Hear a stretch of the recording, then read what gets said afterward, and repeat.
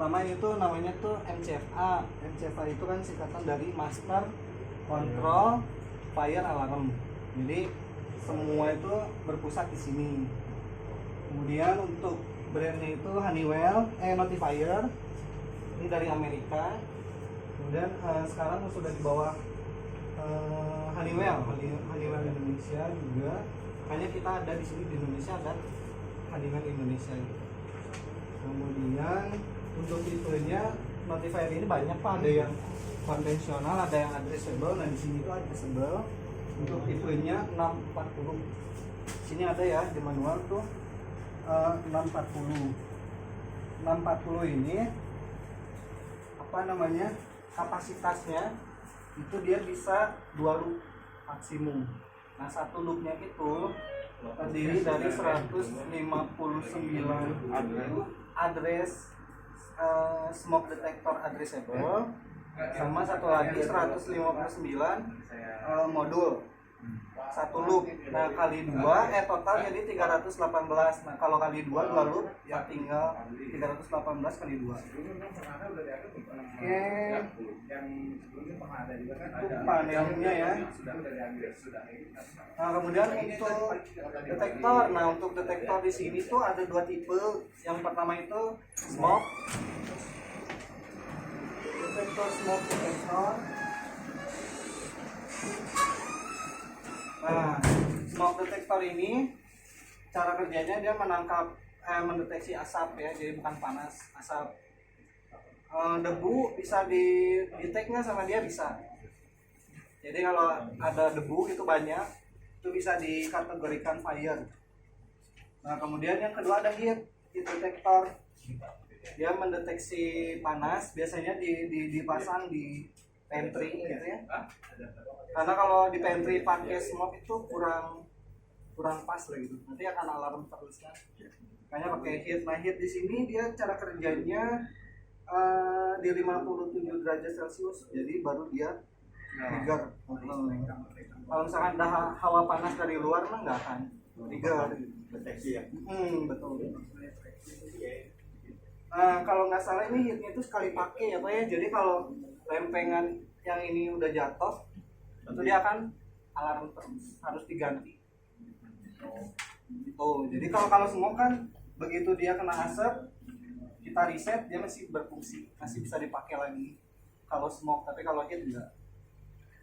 Oke, kemudian ada, nah itu kan detektor ya, yang mendeteksi secara otomatis. Nah ada lagi yang namanya manual break glass atau manual call point yang ini Pak.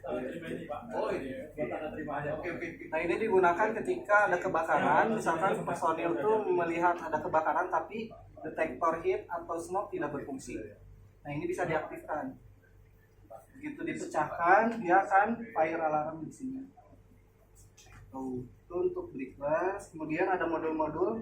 Nah, tiap lantai itu ada modul.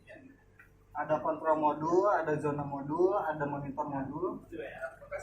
Kemudian ada juga yang namanya bell. Nah kalau bell ini sistem alarmnya jadi begitu ada dia mendeteksi. Nah ini outputnya ini bell dan indikator lamp.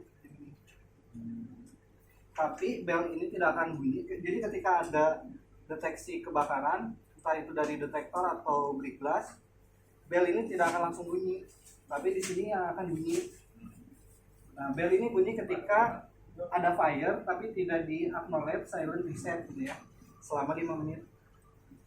Sama dengan firing ya? Sama yang Mason ini ya. Jadi yang Mason ini mengikuti programnya Penwin sesuai permintaan Pak Ade juga waktu itu. Kemudian apa lagi ya? Sebelum ke panel ya, sebelum panel. Udah, mungkin sampai sini. Nanti setelah ini langsung ke panel sih, cara pengoperasian. Ada yang mau ditanyain dulu nggak Pak?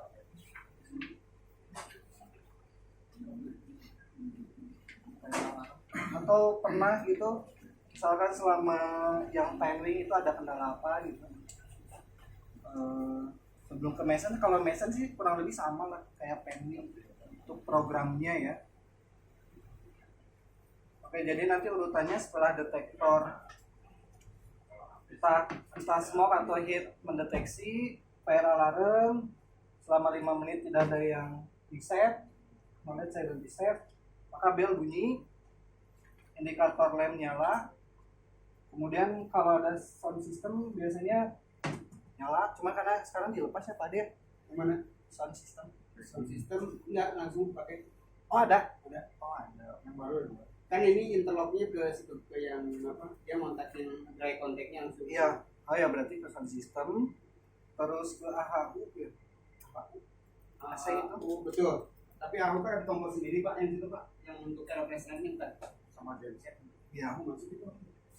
Kalau lihat di program lama tuh ada AHU. Kalau di Mason sih AHU aja sih. Sama lip aja. Ya, lip ada.